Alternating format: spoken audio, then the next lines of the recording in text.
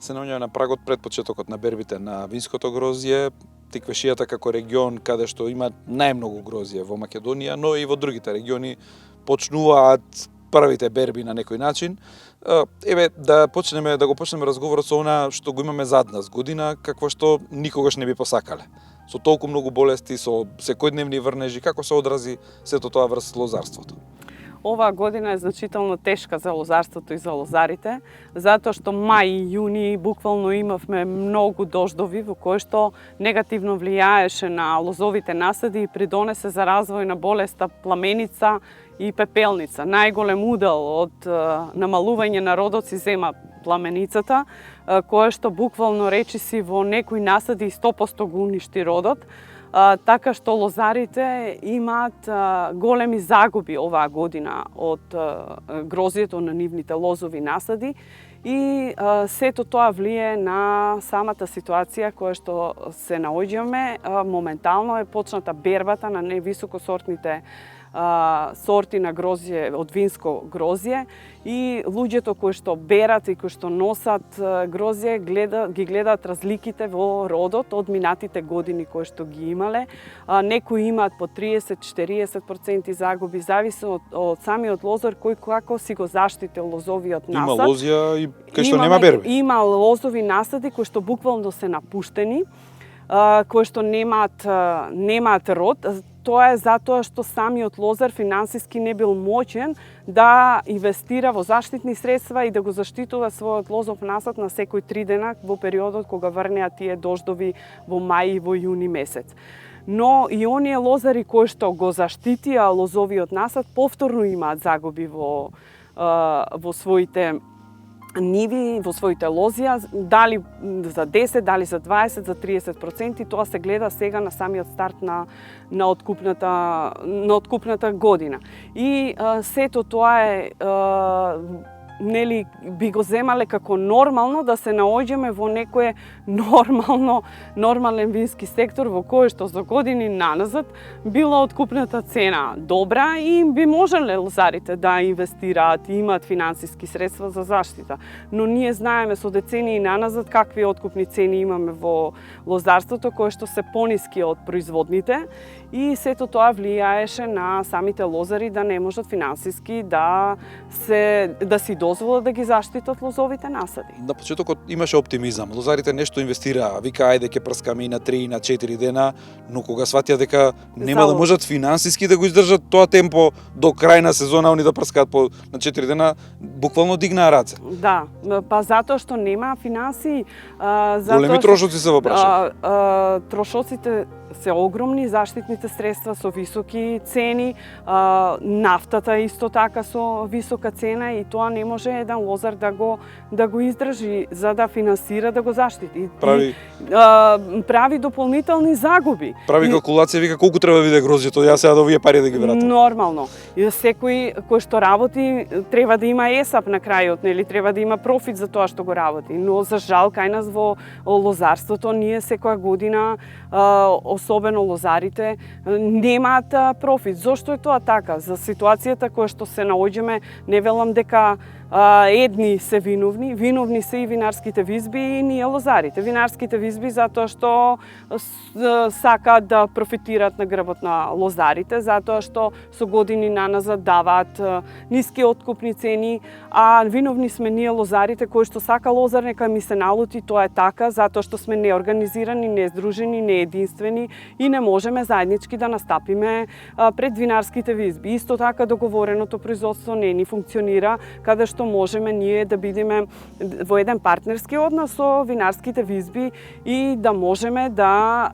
произведеме грозје според нивните стандарди кои што ги бараат за производство на вино, а не да се соочиме и по договорена цена, а не и тие договори да се склучуваат на почетокот на производната година, а не да се соочиме во ситуации како што сме имале изјави од претходните години од страна на некои винарски визби дека имаме неквалитетно грозје како имаме ние неквалитетно грозје ако имаме квалитетни вина. Значи, имаме вина кои што освојуваат медали по светот и тоа е за пофалба и тоа е ни е гордост како држава да го имаме, но не можеме да бидеме контрадиктори. Ко треба да го платат тоа грозјето. Вино од кое грозје Да. се прави. Значи, ние да имаме 15 денари килограм грозје, а да продаваме литар вино по некаде по 1500 денари, мислам, треба да бидеме сите општествено одговорни ако сакаме секторот да го задржиме. Знаеме дека ни е доходовен овој сектор. Виното е вториот производ кој што придонесува во бруто домашниот производ со извоз на вино. И секоја година има се повеќе и повеќе. Од прехрамбено-земјоделскиот сектор. Значи со 11% влегува во бруто домашниот производ. И тоа треба ние да го искористиме, но да имаме еден партнерски договорен однос во кој што ќе бидеме соработници, а не да се напаѓаме едни со други и да не знаеме што понатаму ќе тераме. Еве оваа година пресудна ќе биде за лозарството. Затоа што дел од лозарите ги напуштија лозовите насади и сега се размислуваат дали ќе продолжат за следната година затоа што се напуштени, тие веќе не знаат како ќе бидат, во каква кондиција ќе бидат лозовите насади во следната. Ќе треба дополнителни инвестиции. Дополнителни инвестиции. И сега ние во ваква година, ако не им не се плати малце пореално. Да не се плати грозјето реално, например на тие лозари кои што инвестирали и го заштитиле грозјето и донеле квалитет, значи ова година имаме квалитет на винското грозје. Тоа што остана, тој што го заштити лозар, благодарение на климата која што беше поволна во периодот на зрење, имаме доста квалитетно и не можеме да речеме сега дека немаме квалитет. Битката беше само да се спаси кога беа дождовите. Да. Натака веќе не е спорно. Сега треба да бидат реални и треба да бидат општествено одговорни винарските визби и да дадат цена на лозарите за да имаат мотив да продолжат тие до година да работат. Ние гледаме откупни пунктови, веќе се носи грозје, а откупни цени нема. Тоа е тоа што го велам јас како лозари што не сме организирани. Ние трчиме, ја велам, ние за сите се ставаме и затоа што сум и јас лозар. И не велам дека да го вперам прстот во некој друг. Значи, сите трчиме да бериме грозје, да не ни остане на нивата, а цена не знаеме. И тоа го искористуваат винарските визби, за жал, и си велат едноставно зошто кога можеме да го земеме и за поевтина цена, зошто па да го платиме повисоко. Значи, едноставно тоа е политиката народски кажано. Сами себе си се уништуваме. Добро, колку според тебе, ти си лозар и твоето семејство долги години сте лозари. Да. Колку, еве сте седнале, сте направиле математика колкави се инвестициите годинава за да добиете некаков род. Колку треба да биде годинава некоја откупна цена, колку сега најавуваат дека би била? Која е разликата, еве да сватиме? Значи, ако минатата година производната цена на винско грозје се движеше од 14 до 17 денари, зависно од сортите, оваа година јас лично како лозар си направив производна цена на моето винско грозје. Некој просек, зависно од сортите кои што ги имам. Производната цена нас ни се движи од 24 до 27 денари, зависно од од сортата на винско грозје кое што тука не се само скапите препарати, тука и нафтата е поскапена, работната сила, значи се е вметнато, наводнувањето, а и се е поскапено. Се е поскапено, струјата, значи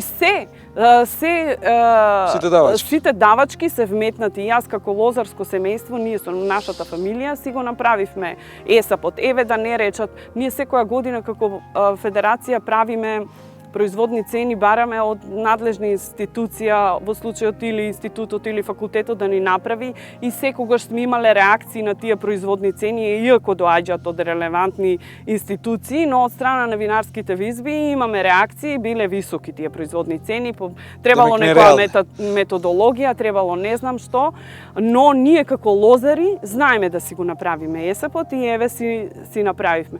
И верувајте дека испод 30 денари не треба треба да биде откупено ни едно кило грозје, без разлика дали е Смедеревка или Вранец. Затоа што се што е под таа цена, лозарот пропаѓа и лозарот тоне. Можат само оние хобисти кои што не име основна екзистенција лозарството да даваат по таа цена грозје, затоа што тоа им доаѓа како некој дополнителен приход од кој што не екзистираат. Но вистинските лозари кои што екзистираат исклучиво од винско грозје, ако е под 30 денари било кое да е килограм грозје, секогаш е во загуба ова година. Сега за годинава? Најавите се разочарувачки. Гледаме дека некои ги носат и по истите цени од минатата година. Денар-два, ако се покачени на сорти. Јас бидејќи сум цел живот во лозарството, ја 2003 година продавав шардоне по 21 денар. Ова година е таа цената по 21 денар на сортата шардоне. Во 2003 нафтата беше 20 денари, џубривата беа по 350 денари, значи работната рака беше многу поевтина, по 350 денари. Значи сега сме покачени, сега сме 20 години понапред и ние да имаме пак исти цени на високо квалитетно грозје како што е шардонето, тоа е фрапирачки, тоа е не знам како да кажам. Да не одиме далеку. Србија да ја земеме за споредба, па таму цените откупни се од времето се далеку повисоки од нашите.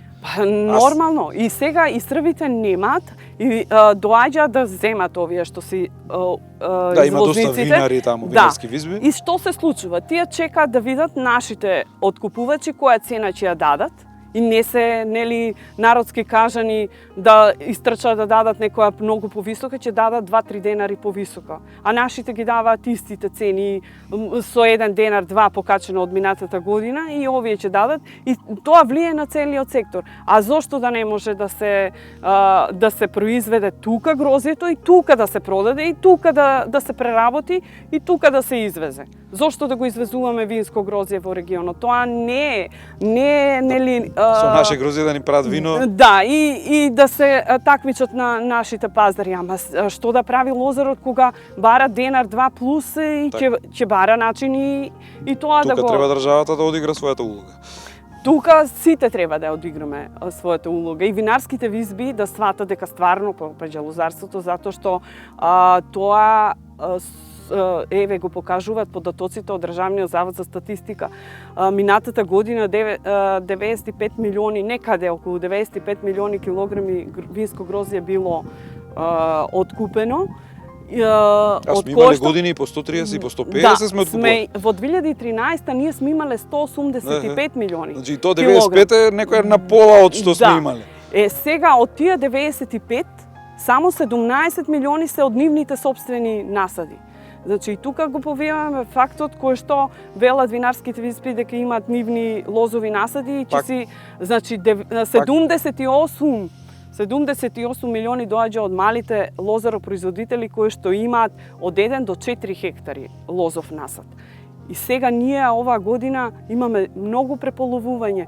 Тоа може да го покажат и податоците кои што се дадени кои што може да ви ги дадат од платежна агенција колку апликации имаме за семени земјоделски стопанства кои што се занимаваат со лозарство. На времето беа 45-48 илјади. Сега мислам дека се преполовени, да не зборам напамет, но знам дека се некаде до 25.000. И тоа покажува. Оваа година ние пресудна за лозарството. Ако оваа година не се дадат повисоки цени за грозјето, јас не знам натаму како малите лозари ќе продолжат да инвестираат во лозарството. Единствено гледам дека тие сите ќе пропаднат, ќе се напуштат лозовите насади, затоа што немаат есап, немаат профит од тоа. Јас познавам луѓе кои што во најлозарски села овде во Тиквешијата кај нас, кои што има по 100 декари, односно по 10 и над 10 и кои со традиција одледувале. Да, со традиција и единствена екзистенција им било винското грозје и лозарството, а сега за жал ги напуштија и некои се и шофери по странство затоа што мора да ја прехранат фамилијата. Тоа не сакаме да ни се случува во иднина. Значи јас државата колку и да дава и субвенции, и ИПАРД програми, и за рурален развој, ако ние немаме еден партнерски однос, как винарски визби и лозари, ако не сватиме колку ни е значаен овој сектор и не имаме задоволени страни и винарските визби, и ние, како лозаропроизводители, ние џабе е државата што и да дава, ние кога не можеме да продолжиме да работиме.